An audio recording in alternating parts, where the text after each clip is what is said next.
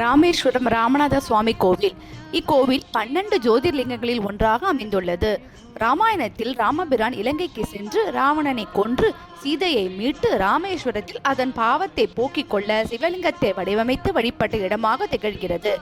ராவணனிடமிருந்து மீட்கப்பட்ட சீதாதேவி தன் கற்பை நிரூபிக்க அக்னி பிரவேசம் செய்ய வைத்தார் ராமர்.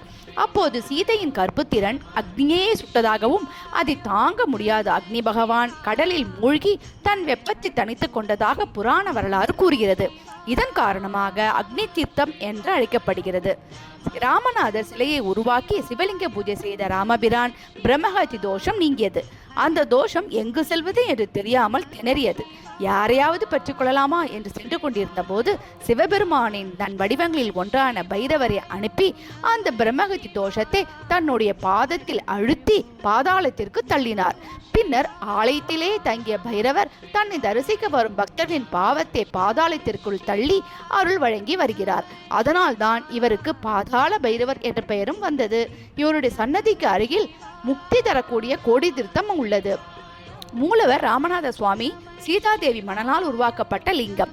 இக்கோவில் ஏறத்தாழ 2100 ஆண்டுகளுக்கு முன் கட்டப்பட்டதாக கூறப்படுகிறது. இந்த கோவிலில் தாயாரின் பெயர் பர்வதவர்தினி அம்பாள். இந்த அம்பிகை அமைக்கப்பட்டுள்ள பிடத்திற்கு கீழேதான் ஆதிசங்கரர் நிறுவிய ஸ்ரீ சக்கரம் வைக்கப்பட்டுள்ளது. அம்பாள் சன்னதியின் பிரகாரத்தில் 2 விநாயகர்கள் அடுத்தடுத்து அமர்ந்து அருள்பாலிக்கின்றனர். இவர்கள் காவி உடை அணிந்து பக்தர்களுக்கு அருளுகின்றனர். குழந்தை வரம் செல்வ செழிப்பை வேண்டுவோருக்கு இந்த விநாயகரின் அருள் விரைவாக கிடைக்குமாம். அம்பாள் பிரகாரத்தில் விடனன் அமைத்த ஆதிசேஷன் மீது பள்ளி கொண்ட பெருமாள் காட்சி தருகிறார். பல்லாயிரம் ருத்ராட்சங்களால் வேயப்பட்ட பந்தலில் நடராஜர் காட்சி தருகிறார். இங்கே அமைந்துள்ள 2 லிங்கங்களுக்கு மத்தியில் சங்கர நாராயணர், சரஸ்வதி, அர்த்தநாரீஸ்வரர், ஏகாந்திர ருத்ரலிங்க சன்னதிகளும் அமைந்துள்ளன. சுவாமி கர்ப்பகிரகத்தில் அமைந்துள்ள ஸ்படிகலிங்கம் ஆதிசங்கரால் பிரதிஷ்டை செய்யப்பட்டது. ராமேஸ்வரம் கோவில் வழிபாடு செய்ய விரும்புவோர்கள் முதலில் அக்னி தீர்த்தம் என கூறப்படக்கூடிய சமுதிரத்தில் நீராடி கோவிலில் உள்ள 22 தீர்த்தங்களிலும் குளித்துவிட்டு சுவாமியை தரிசனம் செய்ய வேண்டும் என்பதும் ஐதீகம்.